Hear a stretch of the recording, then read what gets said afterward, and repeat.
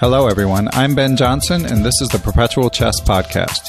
On Perpetual Chess, I have weekly conversations with the chess world's best players, promoters, and educators about their lives, careers, current projects, and best practices. For more information, go to perpetualchesspod.com.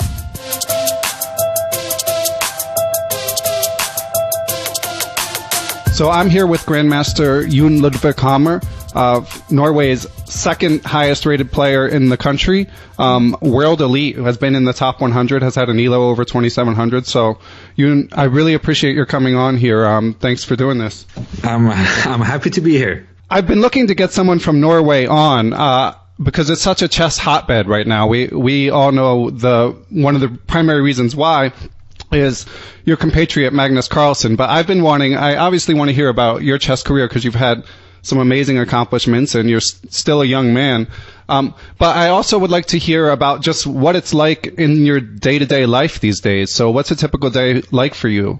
At the moment, I'm a chess professional, and I have been since March of 2013.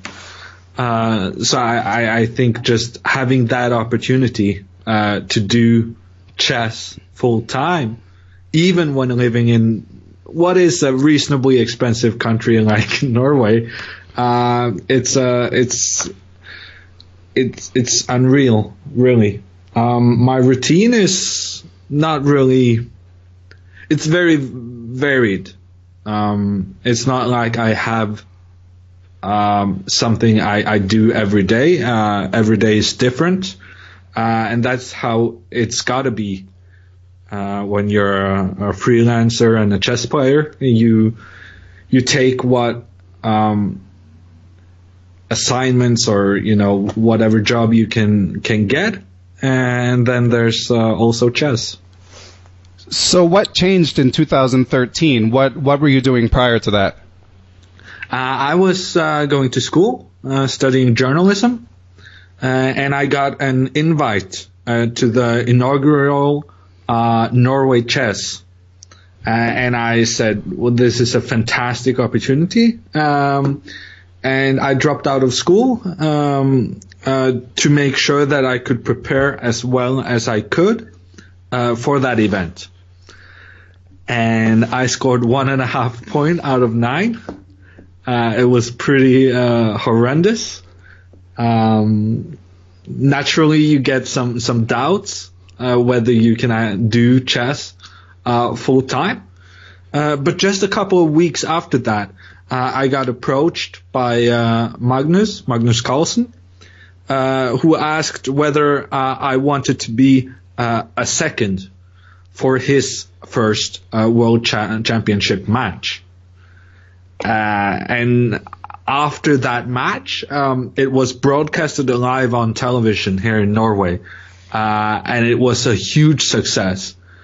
And after that match, I got asked if I wanted to do some TV commentary, because a Norwegian TV channel had seen the World Championship match and thought, well, why only do the championship match? We can do his normal tournaments as well. And just the year of 2013 was amazing for me because every time I was insecure about what's going to happen next, I just got an opportunity in my lap and took it. Wow, there's so much I want to dig into from just that, what you said so far. So let's start with being Magnus's second. I know you guys are the same age, and I'm sure you cross paths many times over the years. Do you think it was I know you're an elite player, so obviously qualified to be his second, but was there something special about your chess knowledge that you think led him to select you, or was it a comfort level, or what do you think led to your being on his team? Well, I think it has more to do with what you say, comfort, than chess. I'm a decent player, but I'm nowhere near elite. And also, it's not like I had experience doing this before. There are plenty of people who are 2,600 who are fantastic chess seconds. But it was very unorthodox, I thought, to take in a guy who didn't have any previous experience. And I was always hoping that I would get a role. I was also always thinking that I can get kind of be one of the seconds, be kind of the apprentice, a guy kind of just learning the ropes, and hopefully being able to contribute in what I was pretty certain was going to be future World Championship matches for Magnus. But as it turns out, he wanted somebody he could trust, and his main second, Peter Heine Nielsen, he was on suspension, I guess you could call it. Basically, they decided that since Peter had switched from Anand to Magnus, he would not be participating in the first World Championship match. So instead of being the apprentice, I became the kind of head second, the coordinating second, who was the one communicating with the other seconds and then kind of summarizing everything and being the one to convey our ideas and our thoughts to Magnus. So you were basically, Magnus would give instructions to you and then you would delegate from there? Yeah, pretty much. Okay, and were you involved in the chess on top of that? Like, would you be assigned certain openings? Sure, for sure. So would you be assigned certain openings or certain players, or how does it work? I mean, I guess this is the World Championship, so you know the player. But Yeah. No, I mean, it was an experience for me, of course. I mean, I wasn't sure what the job was myself. And that kind of makes you able to decide what the job is. And when you delegate, you kind of think that the guys you have certain expertises. It was myself, Laurent Fressinet, and Pavel Ulyanov. Well, I mean, basically we would talk to each other and say, well, we need to cover this, and this. You know this stuff, so you'll take that. You'll do this stuff, and I'll do that. So I mean, it's not a dictatorship by any means. It's a collaborative effort. And were you guys all in Oslo or doing this online, or how did you arrange that? We were not in Chennai, which was very unusual. But I'm not going to go into where we were. Even 3 years later, it's still a secret. I'm not sure. Yeah, I understand. You don't want to reveal anything that isn't other people don't want to reveal. I can say that the last two World Championship matches, the team has been located at the Kragerø Resort in Norway, and that's no secret. Okay. So talking, you also mentioned that you've been doing some TV commentating. Was that a hard transition for a chess player to suddenly be speaking into a microphone in front of legions of fans? Well, it's strange, right? Because up until the World Championship match, even 2 weeks before the World Championship match, if somebody told me that chess was going to be a huge televised sport in Norway, I wouldn't believe them. At the very last hour, the state broadcaster came together and decided we're going to go for this first inaugural Carlsen World Championship match, and we're going to put a lot of resources into it, and we're going to make it into a great show. And it was a huge success. And I think for Norwegian chess, that is the big moment. And it's kind of strange because a lot of people have been talking about the Magnus effect ever since he became the world's youngest grandmaster. But it was only 10 years later when he played the World Championship match, we really saw the game being very popular amongst everyone, everyone in Norway, and also it was only then we saw an increase in membership numbers in the Norwegian Chess Federation. To be honest, we don't have that many members, and certainly we didn't have very many members, even when Carlsen became world number one. But this television, it has a whole other way of getting through to people, I think, and it just it has been a game changer for Norwegian chess. Television is the opiate of the masses, right? Something like that, yeah. So are you getting stopped on the streets now these days? Sometimes, yeah. That must be a good feeling. It's strange, but yeah, no, it says something about the position chess has gotten in Norway, and I think to foreigners, it's difficult to comprehend. And I think it's beyond. It's certainly beyond what it is in Russia now. And I know that Russia has these enormous chess traditions, but having televised chess tournaments regularly, I'm not sure that they were ever at that stage. I think at the moment Norway is unique amongst chess infiltrating what's normal. Yeah, reminiscent of the Fischer boom in the U.S., I guess, way back when, but it's hard to gauge across cultures and history how large each one was. Yeah, I mean, I should shut up, right? Because I'm way too young to know anything about Fischer, what Russia was really like, the chess tradition there. But yeah, even I'm too young, so I couldn't tell you either. Yeah, and for me, it's unreal. Yeah.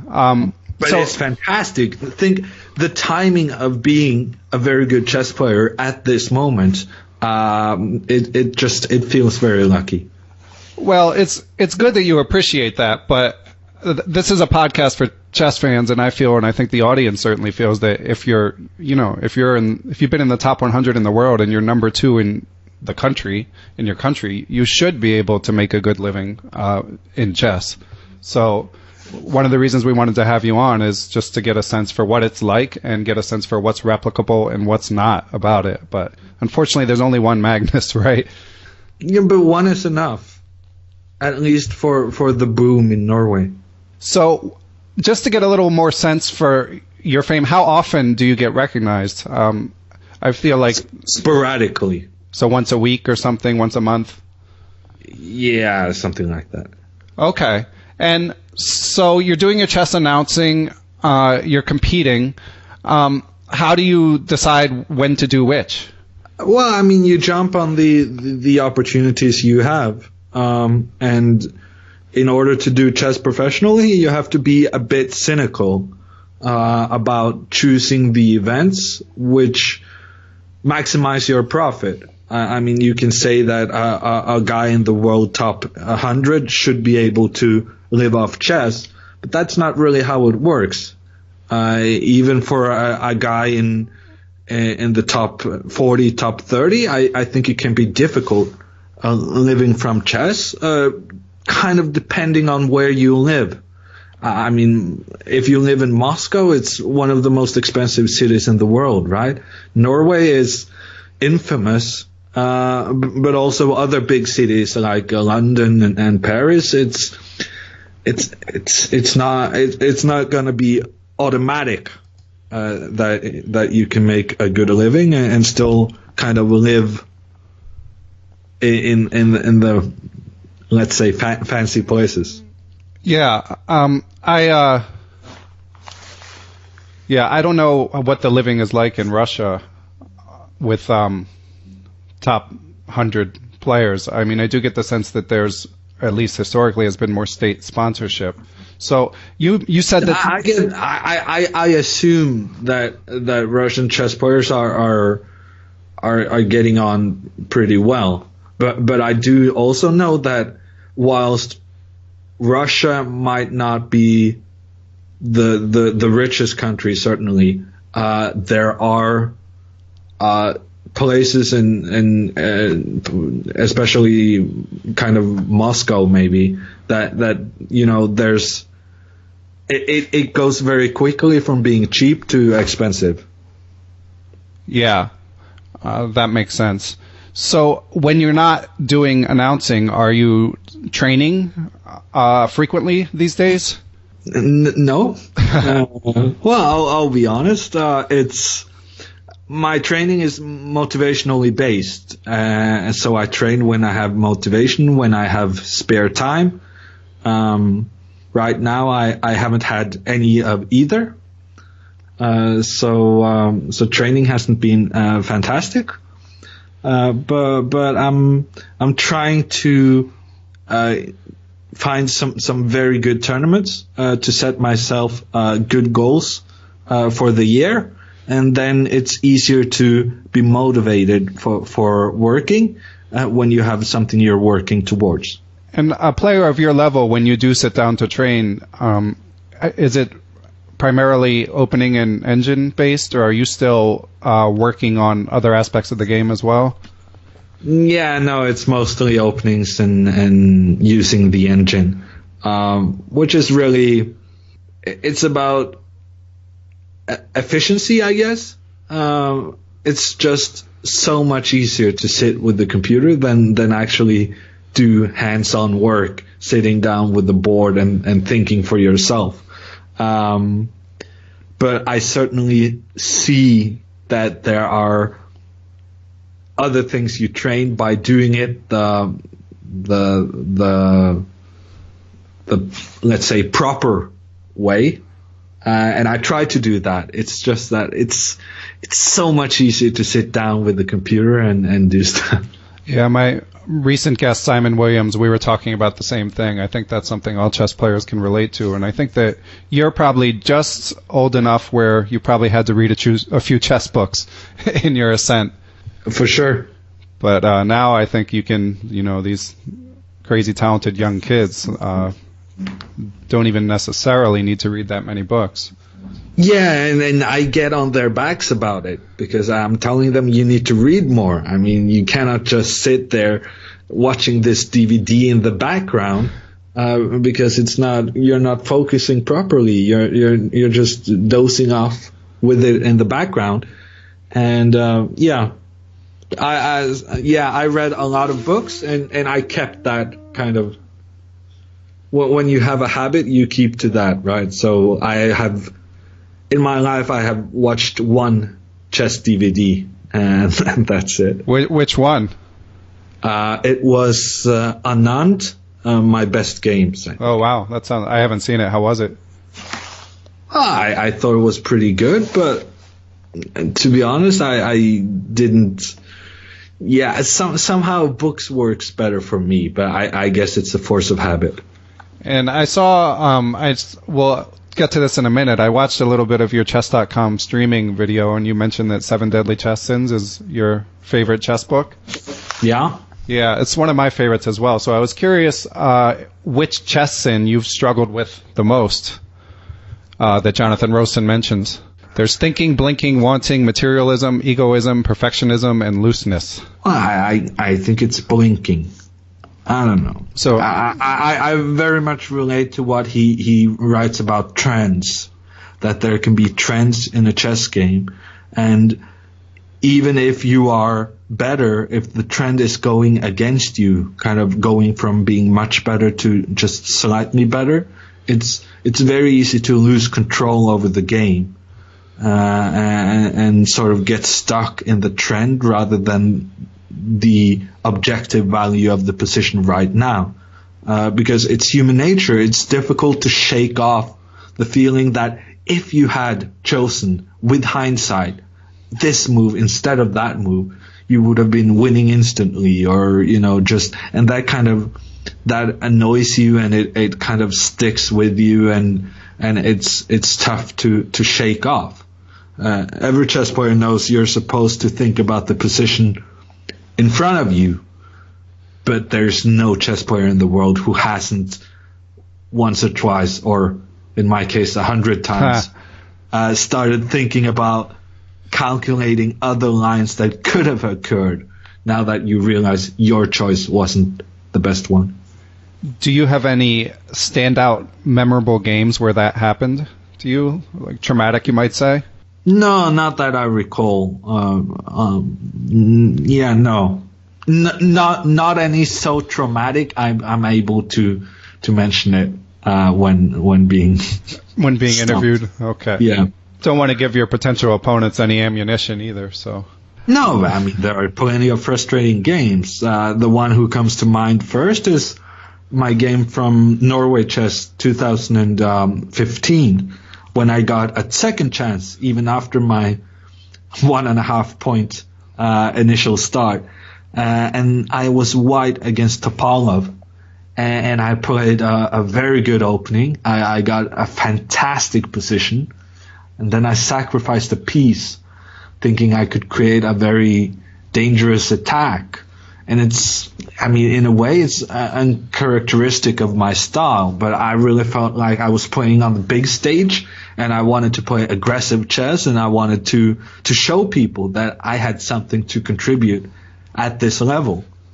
And what happened was that my fantastic attack somehow faded, and then it became a long ending, where I was in trouble, and I ended up actually defending that ending up until the point where I made just the worst mistake ever. I thought he had to play a different move, and then I had my move ready. And when he didn't play the move I was expecting, I played my move anyway. Some kind of brain malfunction. And I had to resign on the next move in what should have been a draw. Well, I think every chess player will be able to relate to that story, although most of us won't have anyone to impress with our games, although we may delusionally think that we do. Do you have any wins that are especially memorable to you, or turning points in your playing career?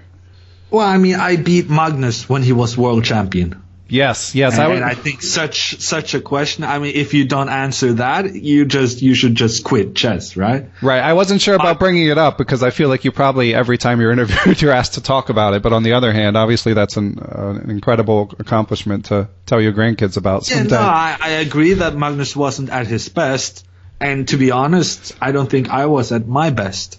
But I beat the world champion, and that's something people understand very easily. Right. I beat the world champion, and it's something that's going to stick with you for the rest of your life. How many times have you guys played over the years in tournaments? In tournaments? Yeah. Including Rapid? Sure. Probably 15, maybe. Okay, and when... A lot of that was when we were younger. Yeah, so you guys, were you the exact same age, or 1 year apart?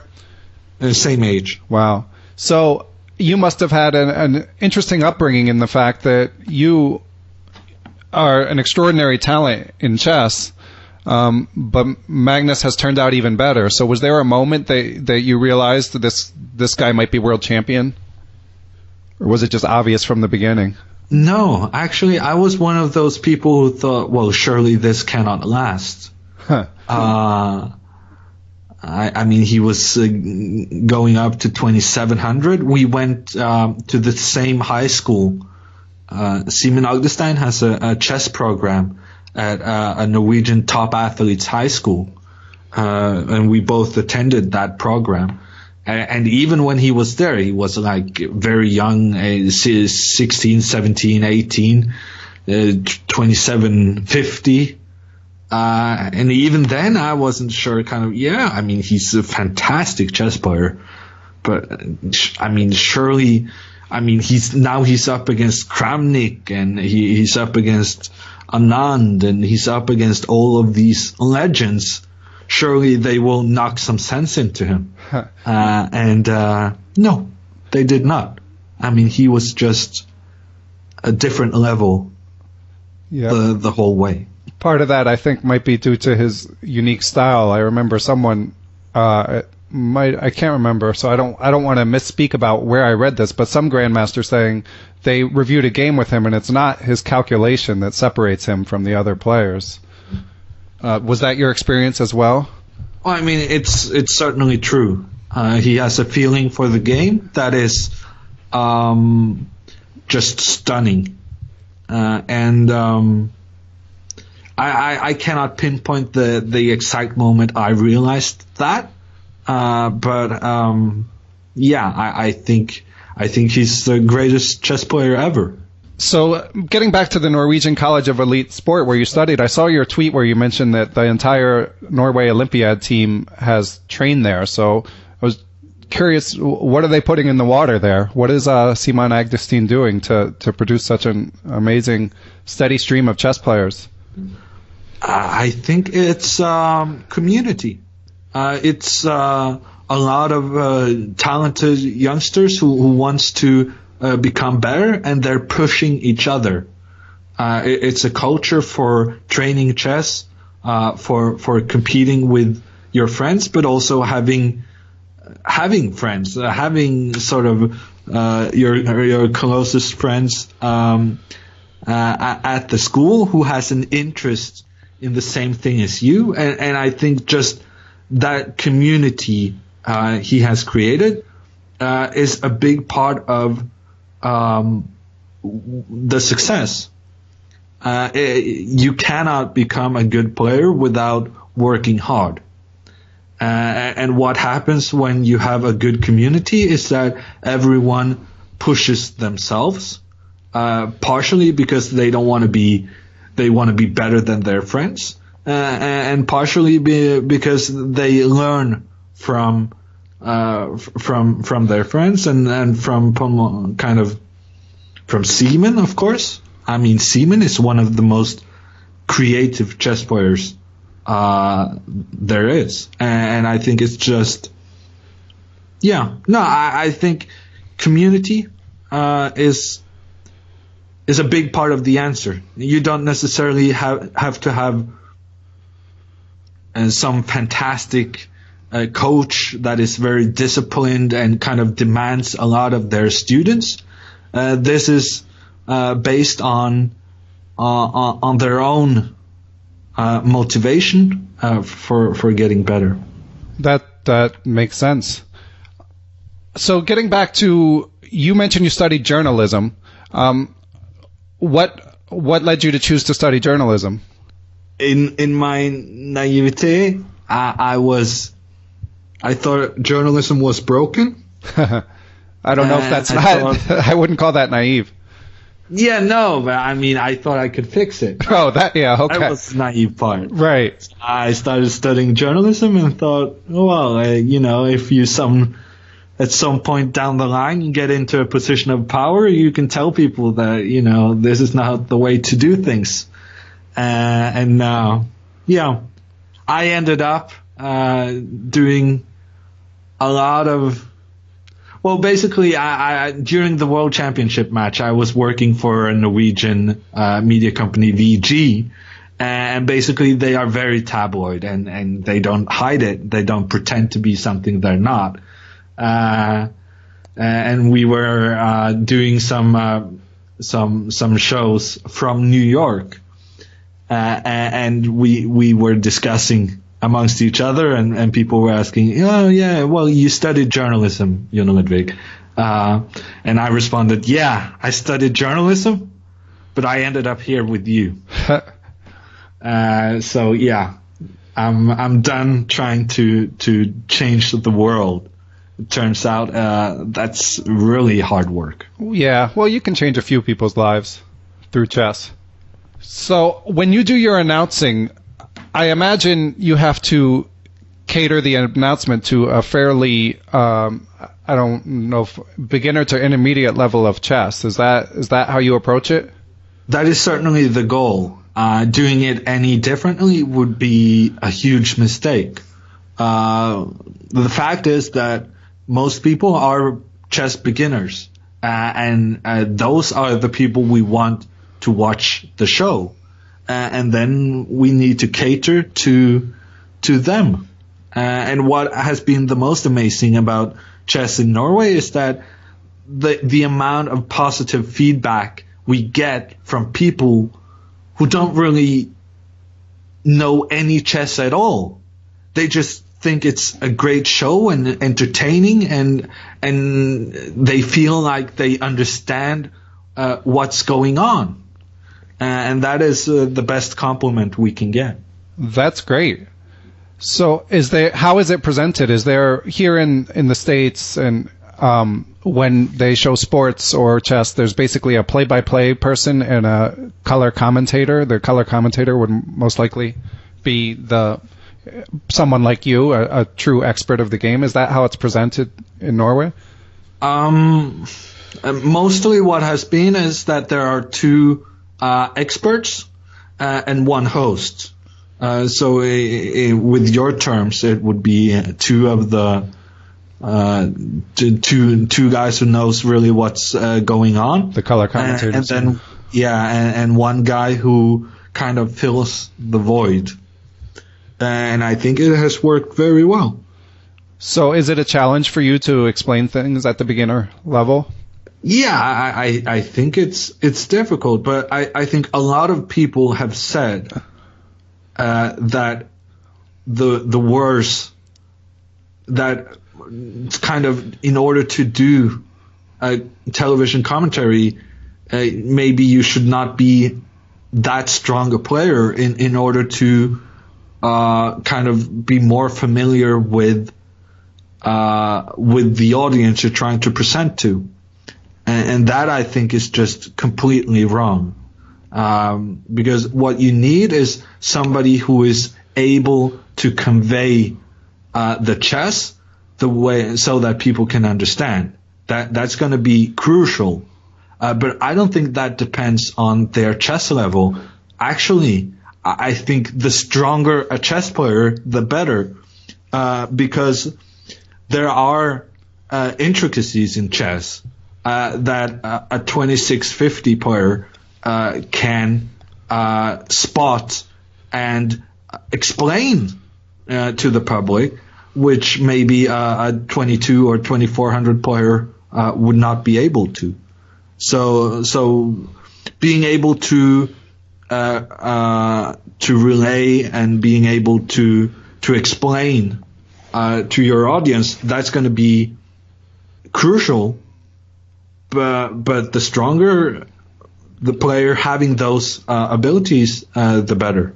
Yeah, in a sense, you can see around corners. You probably have a better sense of when the key moments are coming than someone like me would.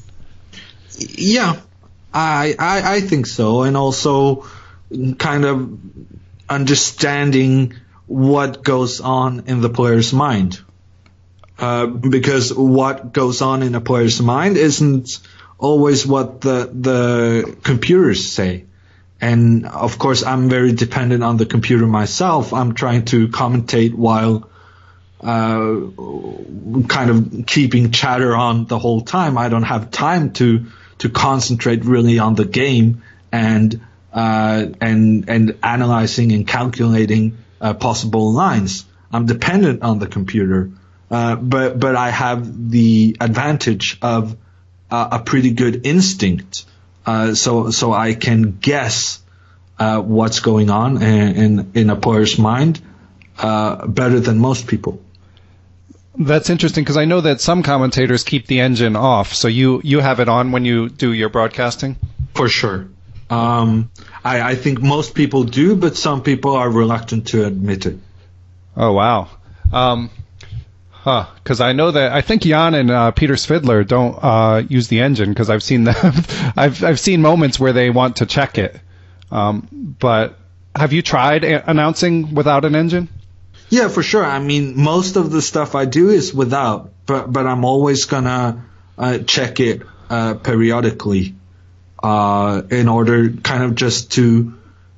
It's bad TV if there's a moment in which one of the players can win if they find the right move, and we're not aware of it. Right.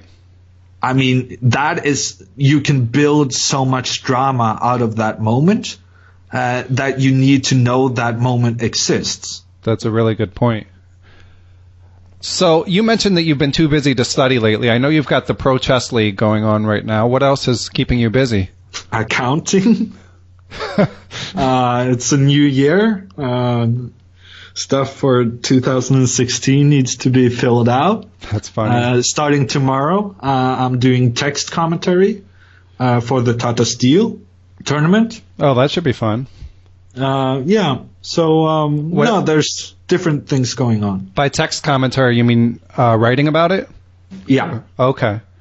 And how was as we record this, today is Friday, you played in the Pro Chess League on Wednesday. It will be... yeah, sorry.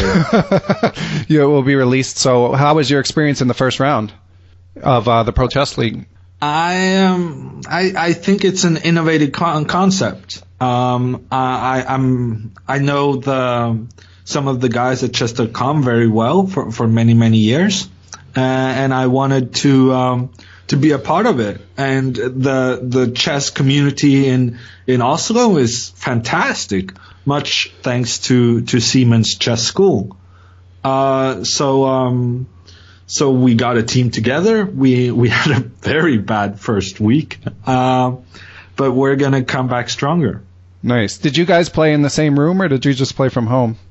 Yeah, we tried playing from home for the first time. We're looking into playing at the same venue, and I'm a bit concerned about the guys being done, disturbing the guys still playing. But we'll definitely think about it. And who do you play next? We're playing Johannesburg. Okay. So that's a game we really need a match we need to win in order to still stay in the running. And are you preparing for your opponents for this? Do you have a sense yet if you'll be putting work in or just relying on... I didn't prepare anything for the first match, and that didn't turn out fantastic. Although I had winning positions in almost every opening. So something needs to be done, and I think we as a team agree that the performance against Riga was not something we want to be known for. And I just have a couple more topics I want to hit on. One, of course, is the World Championship. We're recording this a couple months after it's ended. You weren't on the team this time, is that correct?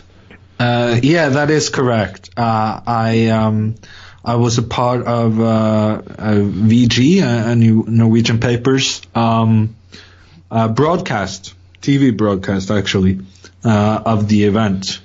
Originally, they were supposed to have it in New York, so I was very tempted to kind of be at my very first World Chess Championship match in one of the most spectacular places in the world. But unfortunately, those plans kind of, they fell apart. So instead, it became a TV broadcast from Oslo. Did you enjoy more being a second or broadcasting? In general, I can say that broadcasting is much less tense. Being a second is very hard work, and you kind of feel every time your opening is being played, you kind of feel some responsibility. You're nervous about whether or not there's something you've missed, whether or not you are going to be the reason Magnus loses out on his title. It's a lot of pressure. No, it's actually a very difficult question. I would actually say I enjoyed being a second more than I enjoyed the broadcasting of the World Championship match. Okay, but it sounds from your answer, basically you'd be happy to do both. I'm one of those guys who's lucky enough to have two great options. Yes. Well deserved, I think. So, what do you have coming up the next couple months? You're about to be writing about Tata Steel. What's after that? Actually, it's not clear. I've been taking a break from chess the past couple of months. I had horrendous results during 2016, and so I'm kind of taking a time out and trying to get back stronger later. I'm hoping there will be a qualifier for the Norway chess tournament. And if there is, I'm definitely participating there, and that's going to kind of be my goal to qualify for Norway Chess 2017. So would that be the Norway National Championship? No, that would be the top tournament with Carlsen, with who signed up? I think it's Anand. Oh wow. It's basically top 10 guys in the world. So you mentioned that you've been in a slump. Do you have a sense of what has contributed to it? I'm a bit insecure, but every time I've played chess, as you said, I was 2,700, and now 12 months later, I'm not, let's say.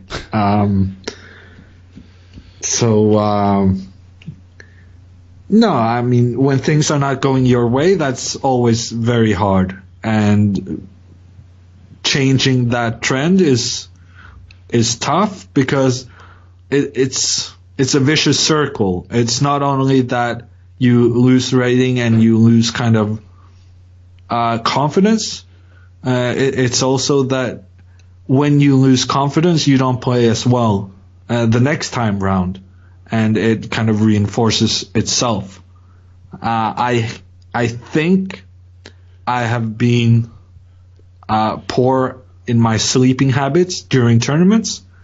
I'm gonna be very vigilant about getting enough sleep for my next tournaments.